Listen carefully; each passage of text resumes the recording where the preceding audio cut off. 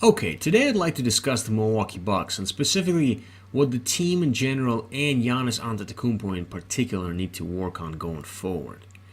Before I begin, I want to say that the Bucks are already a very good team that does not need wholesale changes, but very good does not typically win championships in this league. It's hardly in doubt that a lot of what the Bucks do revolves around Giannis Antetokounmpo, so my breakdown is going to feature him front and center. Let's jump in.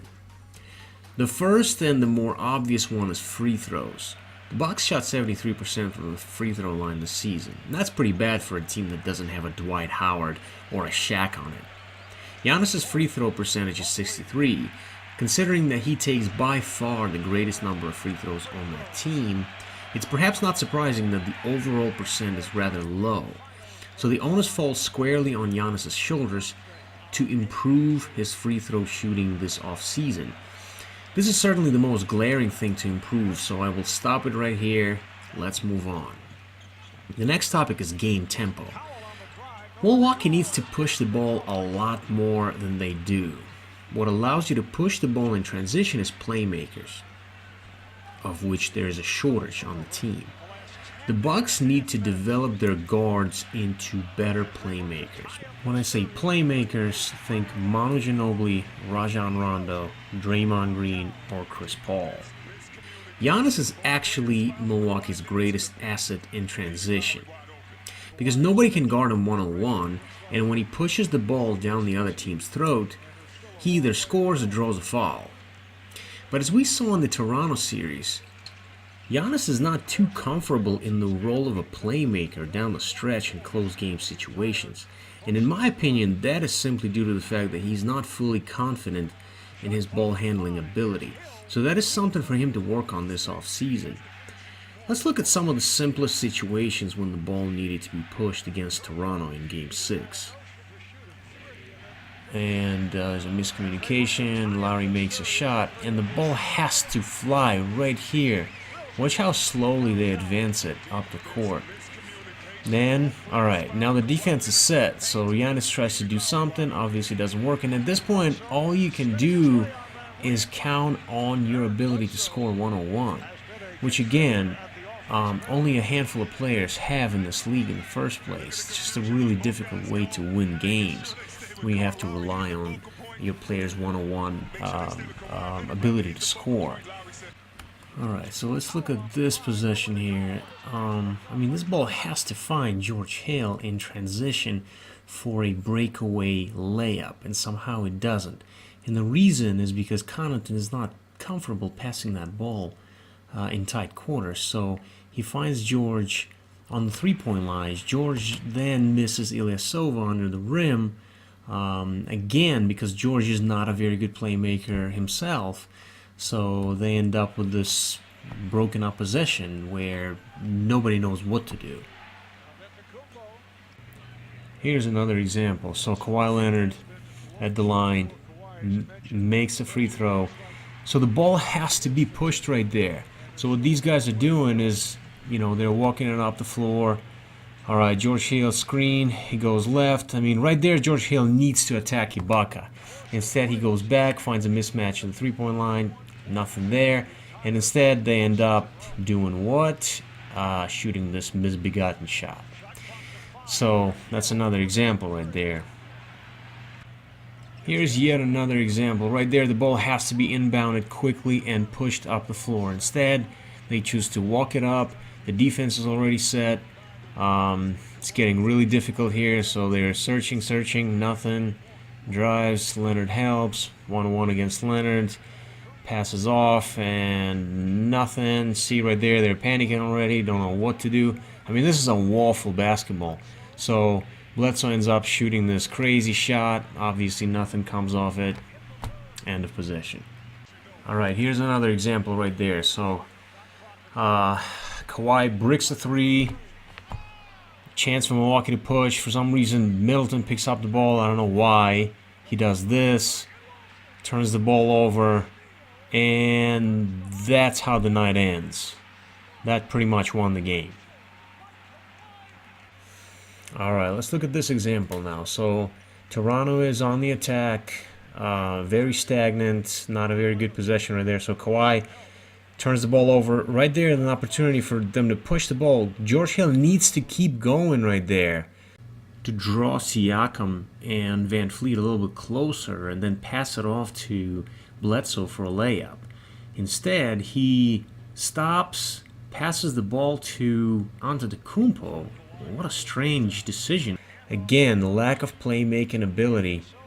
They end up with this, I don't even know what to call it, just a crazy possession, and basically leads to nothing. Alright, right there, check this out. Chris Middleton, for some reason, is the playmaker on there. What is he doing taking the ball off the floor? I have no idea. He has no business handling the ball, so that's what happens. So let's see what happens when they actually push the ball. So Kawhi Leonard shoots a three, misses. Now check this out. Giannis just pushes the ball. Now the defense is scrambling right there. And a layup. They should be doing that on every single possession. The last thing I'd like to point out concerns Giannis only. Giannis is actually a pretty good post player. His sheer strength and speed gives him an advantage over just about anybody trying to guard him in the post. But when teams blitz him there, he rushes out of there like his hair is on fire instead of standing his ground and trying to find the open man. Let's watch a few clips. Okay, so let's see what happens on this possession. We got George Hill. So it goes to Bledsoe right there. Screen, come down. Alright, throw the ball to Giannis right there. So Giannis catches the ball, and Ibaka immediately realizes that that's a mismatch. So he rushes down there to get the ball out of Giannis's hands. And Giannis is not even trying to direct traffic in any way. He just rushes out of there. As soon as he sees Ibaka run towards him, he just dribbles out. So let's see. Dribbles out. Of course, Chris Middleton doesn't clear the space where he should have been going all the way to the top of the key. So the spacing is messed up. But the point is that Giannis isn't really trying to figure that out. He sees the double team and he just rushes out of there. And of course, that leads to this crazy shot by George Hill. So let's analyze this possession right here. Milwaukee secures the ball. Giannis pushes it up the floor. The defense kind of builds a wall there. He posts up Siakam. Great situation. The floor spread out. Gasol understands that it's a mismatch. He switches, and right there, Lopez is wide open. And if Giannis passes to him, Van Fleet, even if he rotates, he's not really going to bother him too much. In fact, if I'm Lopez, I'm actually getting a little bit closer to the three-point line to get that shot off. But the problem is, as soon as the double comes, Giannis is not even looking to pass. He just jumps out of there, and the whole possession is lost. The whole advantage is lost. You know, the advantage in the post that they just had. So that's what I'm talking about. All right, watch right here how George Hill inbounds the ball to Antetokounmpo in the post. Gasol obviously understands that it's a mismatch, so he runs at him. But instead of just standing his ground and seeing over the defense that Chris Middleton is trying to get open at the three-point line, Giannis just rushes out of there as soon as the double team comes, and basically, messes up a chance to get an open shot. And it takes this fortuitous bounce by the ball to George Hill to score it. The very last thing I'd like to break down is the possession at the end of Game 6 against Toronto, where the Bucks really needed a bucket. Lack of playmaking once again shows its ugly head here. Okay, so let's break down the very last possession here. It's not the very last one, but the one that sealed Milwaukee's fate. Alright, so the play here is for George Hill and Giannis to run a screen at the top of the key where George Hill goes right and Giannis rolls hard to the basket. It goes as planned in the beginning, and as you can see right here, Giannis actually has a wide open lane towards the basket. I mean, the only thing that I would change here is if I'm Lopez, I'm actually trying to impede Siakam's progress right here and try to kind of maybe grab him a little bit or get in front of him so he can't get in the way of Giannis. But other than that, Giannis is actually free to go right to the basket, and it's up to Kawhi Leonard to stop this pass. And I don't care who you are, if you're George Hill, you have to complete this pass.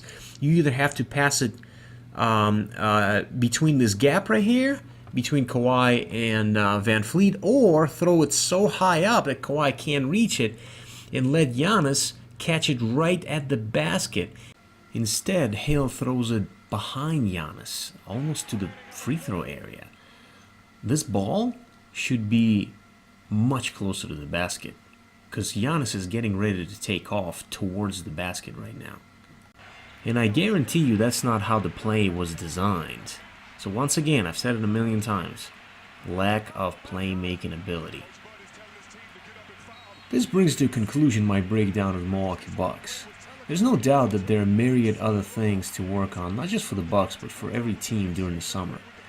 As far as the Bucks go though, the problems discussed in this video are what I would focus on first and foremost going forward. If you like my insight, please subscribe for more videos of your favorite player and team breakdowns. We also discuss trades, rumors, and their implications for specific teams. So subscribe now.